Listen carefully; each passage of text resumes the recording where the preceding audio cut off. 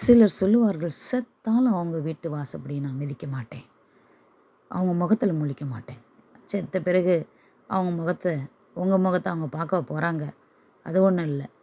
இந்த தவறான வைராக்கியம் இருக்கக்கூடாது. கோபம் இருக்க வேண்டியது தான், ஆனால் சாவில் அந்த கோபம் செல்லுபடி ஆகக்கூடாது. ஆகவே வேதம் சாவு வீட்டுக்கு போகணும்னு கட்டாயமாக சொல்லுது.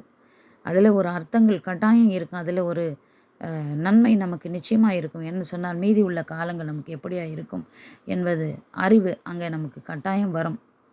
ஆகவே எதை தவிர்த்தாலும் சரி, விருந்து வீட்டுக்கு உங்களை கூப்பிடலாம், நீங்கள் கட்டாயம் போகாதீங்க. ஆனால் சாவு வீட்டுக்கு கூப்பிடலைனாலும் எப்படியாவது கேள்விப்படும் பொழுது முடிந்தளவு கட்டாயம் நீங்கள் போகத்தான் வேண்டும். தயவு செய்து தவிர்த்து விடாதிருங்கள். அது சரியான செயல் அல்லவே அல்ல. ஆகவே சிந்தித்து பாருங்கள். மரித்த பிறகு என்ன வைராக்கியம் வேண்டி கிடக்கிறது.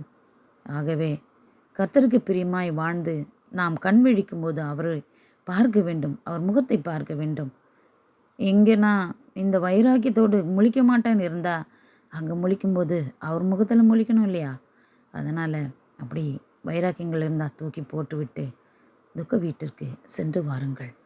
அங்கே கர்த்தர் உங்களுக்கு ஞானத்தை தருவார், சிந்திக்கும் செயலை தருவார், அந்த அறிவை தருவார்.